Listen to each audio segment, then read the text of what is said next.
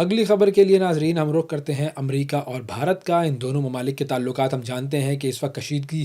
کا شکار ہیں، اور اب ایک اور بہت بڑا اعلان سامنے آیا ہے امریکہ کی طرف سے۔ تجارتی تنازع جو ہے وہ شدت اختیار کر چکا ہے، اور امریکہ نے بھارت کے ساتھ اگست میں جو تجارتی مذاکرات ہونے تھے وہ منسوخ کر دیے ہیں۔ جی بالکل، امریکہ نے بھارت کے ساتھ اگست میں ہونے والے جو تجارتی مذاکرات ہیں وہ منسوخ کر دیے ہیں، اور امریکی تجارتی وفد نے 25 اگست سے لے کر 29 اگست تک بھارت کا ایک دورہ تھا، ان کا طے شدہ دورہ تھا، یہ اب منسوخ کر دیا۔ اور بیسکلی بیک گراؤنڈ آپ کو پتہ ہی ہے کہ یہ بیک گراؤنڈ ہے کہ جی روس سے تیل کی خریداری، اور اس حوالے سے امریکا نے بارہا بھارت کو کہا کہ وہ یہ تیل کی خریداری روس سے بند کرے، لیکن بھارت نے یہ کام نہیں کیا، اور اب بھارت جو ہے وہ اس کے حوالے سے ہم نے دیکھا کہ ٹیرف بھی 50% کر دیا گیا تھا امریکہ کی طرف سے، لیکن اب جو تجارتی مذاکرات ہیں ان کو بھی منسوخ کر دیا گیا ہے۔ بھارت کے حوالے سے ایک اور خبر پروگرام میں شامل کرتے ہیں، اور آسٹریلیا میں ایک بڑا ہی عجیب واقعہ پیش آیا ہے، اور یہ واقعہ جو ہے وہ کرنے والے یعنی کہ اس کے ذمہ دار ہیں بھارتی لوگ، وہ بھارتی جو کہ آسٹریلیا میں رہتے ہیں، اور یہ آسٹریلیا کی نیوز ویب سائٹ ہے آسٹریلیا ٹوڈے، اس کی ایک بڑی زبردست رپورٹ سامنے آئی ہے، اور یہ رپورٹ یہ ہے کہ بھارتی طالب علم جو کہ آسٹریلیا میں مقیم ہیں ان میں ایک گروہ ہے جس نے 5 مہینے کے عرصے میں $10 ملین سے زائد کی چوریاں کی ہے۔ جی بھارتی چوروں کا ایک گروہ ہے جو کہ آسٹریلیا میں مقیم ہیں تو یہ طالب علم، لیکن یہ چوریاں کرتے ہیں، اور اس گروہ پر الزام یہ ہے کہ انہوں نے مختلف سٹور سے $10 ملین کی اشیاء چرائی ہیں، اس میں بیبی فارمولا ہے، وائٹامنز ہیں، الیکٹرک ٹوتھ برشز ہیں، اور دیگر اشیاء جو ہوتی ہیں وہ شامل ہیں۔ اچھا، اب پولیس نے بیسکلی ان کو گرفتار کیا ہے، 19 افراد پر مبنی یہ بھارتی لوگوں کا ایک گروہ ہے، اور اس میں بیشتر جو ہے وہ بھارتی طالب علم ہیں، اور کچھ ایسے لوگ ہیں جو کہ عارضی ویزے پر آسٹریلیا میں مقیم ہیں۔ اور پولیس کا کہنا یہ ہے کہ یہ گروہ جو ہے وہ بڑے منظم طریقے سے کام کرتا تھا، انہوں نے کچھ سٹورز مارک کیے ہوئے تھے، کچھ علاقے مارک کیے ہوئے تھے، اور کچھ مخصوص وقت ایسے تھے کہ جس کے اندر یہ چوری کرتے تھے۔ اور ان گرفتار شدہ لوگوں میں 6 مرد ہیں اور 1 خاتون شامل ہیں جن کی عمریں جو ہیں وہ 21 سے 54 سال کے درمیان ہیں، اور یہ ہیں وہ بھارتی جو کہ آسٹریلیا میں چوریاں کر رہے تھے۔ اور اب بات کرتے ہیں فلسطین کے حوالے سے۔ دنیا بھر میں مظاہرے جاری ہیں، پورے یورپ کی اگر ہم بات کریں تو پورا یورپ اس وقت جو ہے وہ اسرائیل کے خلاف چیخ رہا ہے۔ بہت سارے ممالک ایسے ہیں جہاں پر فلسطین کے ساتھ جو اظہار یکجہتی ہے اس کے لیے مظاہرے کیے جا رہے ہیں، اور برطانیہ میں، فن لینڈ میں، سویڈن میں، اور حتیٰ کہ اسرائیل میں بھی مظاہرے ہو رہے ہیں۔ اب یہ مظاہرے کہاں کہاں ہوئے، کس طرح ہوئے، یہ ہم آپ کو بتاتے ہیں۔ جی برطانیہ میں رائل ایئر فورس کا جو بیس ہے اس کے باہر سینکڑوں افراد نے احتجاج کیا، اور انہوں نے یہ مطالبہ کیا کہ اسرائیل کو ہتھیاروں کی فراہمی مکمل طور پر بند کی جائے۔ اس کے علاوہ فن لینڈ کی اگر ہم بات کریں تو فن لینڈ جو ہے وہاں پر فلسطین کے حامیوں نے ایک اسلحہ ساز کمپنی جو ہے اس کے دفتر کے جو شیشے تھے اس پر سرخ رنگ لگا دیا، اور بیسکلی یہ ان کا ایک احتجاج تھا یہ بتانے کے لیے کہ یہ جو کمپنی ہے یہ اسرائیل کو ہتھیار فراہم کرتی ہے۔ پھر اگر ہم بات کریں سویڈن کی، تو سویڈن میں فلسطینی صحافیوں کی یاد میں مارچ کیا گیا۔ بہت سارے صحافی ایسے ہیں کہ جنہیں اسرائیل نے قتل کیا ہے، اور بہت سارے صحافی ایسے ہیں کہ جنہیں اسرائیل نے زخمی کیا ہے اس خطے میں رپورٹنگ کی وجہ سے، اور بہت سے صحافی جو ہیں وہ اجازت مانگتے ہیں ساری دنیا سے،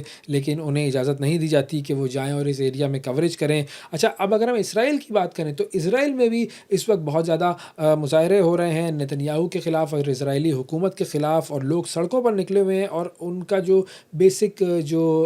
مطالبہ ہے وہ یہ ہے کہ یرغمالیوں کی رہائی کے لیے حماس سے کسی نہ کسی طرح کا معاہدہ کیا جائے، اور جلد از جلد یرغمالیوں کو واپس بلایا جائے۔ اور اب ناظرین رخ کرتے ہیں کینیڈا کا، جہاں پر کینیڈا کی جو نیشنل ایئر لائن ہے ایئر کینیڈا، اس کے ملازمین نے ہڑتال کر دی ہے۔ یہ ہڑتال کیوں کی ہے اس کی تفصیل جاننے کے لیے ہمارے ساتھ عظمت مجید صاحب موجود ہیں، سینئر صحافی ہیں اور کینیڈا میں مقیم ہیں۔ السلام علیکم عظمت صاحب، بہت شکریہ آپ کا پروگرام کے لیے، آپ نے وقت نکالا۔ سب سے پہلے مجھے بتائیے گا کہ یہ جو ایئر کینیڈا کے ملازمین کی ہڑتال ہے اس کی بنیادی وجہ کیا ہے، اور کتنے ملازمین ایسے ہیں جو کہ ہڑتال پر ہیں؟ جی ویسے صاحب دیکھیں، میں آپ کو اس کی ذرا تفصیل بتا دوں۔ دیکھیں، ایئر کینیڈا جو ہے وہ کینیڈا کی ایک نیشنل کیریئر ہے، اور جو بھی پبلک آرگنائزیشن ہوتی ہیں ان کا ایک بارگیننگ ایگریمنٹ ہوتا ہے جو کہ تقریباً ایک مدت کے بعد ختم ہو جاتا ہے۔ تو ایئر کینیڈا کا جو لاسٹ بارگیننگ ایگریمنٹ ہوا تھا وہ 2015 میں ہوا تھا، 10 سال کے بعد یہ ختم ہو گیا تھا مارچ میں، اور اس سے پہلے تقریباً 8 مہینے سے یہ ایک نیگوسیشن کا سلسلہ جاری تھا۔ CUPE Canadian union of public public employee ایک یونینائزڈ آرگنائزیشن ہے جو کہ فلائٹ اٹینڈنٹ کو ریپرزینٹ کرتی ہے، اور وہ ان کے ساتھ مل کے بارگیننگ ایگریمنٹ کرتی ہے. یعنی وہ ایگریمنٹ یہ ہوتا ہے، یہ جو یونین ہوتی ہے CUPE، وہ کینیڈین ایئر کینیڈا کے فلائٹ اٹینڈنٹ کو ریپرزینٹ کرتی ہے، اور ایئر کینیڈا کی جو مینجمنٹ ہے وہ آپس میں نیگوسیشن کرتی ہیں، جس میں بات چیت ہوتی ہے condition of employment, hourly rate, salary, benefit, over time, shift work, اور یہ بہت سارے ایریاز ہوتے ہیں جس کے اوپر ایک بارگیننگ ایگریمنٹ ہوتا ہے. لیکن یہ جو اسٹرائک کی جو اس وقت خاص وجہ ہے وہ دو چیزیں ہیں. ایک تو یہ کہ امپلائیز نے ڈیمانڈ کی ہے کہ ان کی سیلری بڑھائی جائے، جو کہ دوسرے ایئر کینیڈا کے جو امپلائیز ہیں، یعنی پائلٹس ہیں یا دوسرے لوگ ہیں، ان کے اگر کمپیئر کیا جائے تو وہ بہت کم ہے. اور دوسرا جو فلائٹ اٹینڈنٹ گراؤنڈ ورک کرتے ہیں، یعنی فلائٹ کے دوران فلائٹ آپریشنز ہو گیا، آف لوڈ ہو گیا،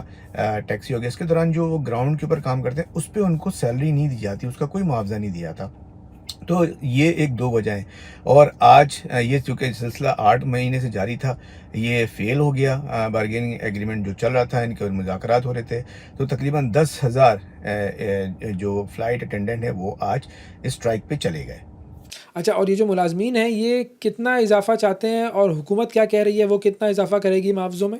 دیکھیں، ملازمین نے جو ڈیمانڈ کی وہ تقریباً 50% اضافے کی ڈیمانڈ کی ہے، اور اس کے ساتھ ساتھ میں نے بتایا کہ جو گراؤنڈ ورک وہ کرتے ہیں اس کا ان کو کمپنسیشن نہیں ملتا، اس کی انہوں نے ڈیمانڈ کی ہے کہ اس پہ بھی ان کو کمپنسیشن دیا جائے. ایئر کینیڈا کی مینجمنٹ نے ان کو 38% انکریز کی آفر کی تھی، جو کہ اوور 4 ایئرس پہ ہوگی. یعنی پہلے سال تقریباً 25% ان کو انکریز کی جو ہے وہ آفر دی تھی، اور اگلے 3 سالوں میں وہ تقریباً 38% ہے، جس کے اوپر جو فلائٹ اٹینڈنٹ ہیں، CPU ہے، انہوں نے ایک ووٹنگ کی اپنے امپلائیز کے دوران. اس میں تقریباً 99.7% امپلائیز نے اس کی اسٹرائک کی فیور میں جو ہے ووٹ دی، اور کہا کہ جو انہوں نے آفر کیا ہے وہ ہمیں منظور نہیں ہے. اچھا، اب اس ہڑتال کی وجہ سے جو فلائٹ آپریشن متاثر ہوا ہے تو اس میں کتنے مسافر ایسے ہیں جو کہ متاثر ہوئے ہیں، اور حکومت جو ہے وہ ان کے لیے کیا کر رہی ہے؟ جی دیکھیں، اس ہڑتال سے تو کافی کچھ متاثر ہو رہا ہے، خاص طور پر بزنس کمیونٹی، اور لوگوں کی ٹریولنگ ہے، لوگوں کی ویکیشنز ہیں، کیونکہ اسکول بند ہے، یونیورسٹیز بند ہیں، تو لوگوں کے جو ٹریولنگ ٹورسٹ اور یہ جتنے بھی ان کے خاص طور پہ نارتھ امریکہ میں یا پوری دنیا میں ان کی بکنگز تھیں وہ ساری متاثر ہو رہی ہیں. تو ایک اندازے کے مطابق تقریباً 1,30,000 مسافر ایوری ڈے متاثر ہو رہے ہیں اس اسٹرائک کی وجہ سے. ایئر کینیڈا کی انتظامیہ نے کچھ متبادل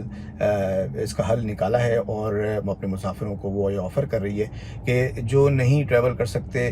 تو ان کو فل ریفنڈ دے رہی ہے، اور کوئی اگر بعد میں ٹریول کرنا چاہے تو اس کو واچر آفر کر رہی ہے کہ وہ بعد میں وہ اپنا ٹریول کر سکتے ہیں. اس کے ساتھ ساتھ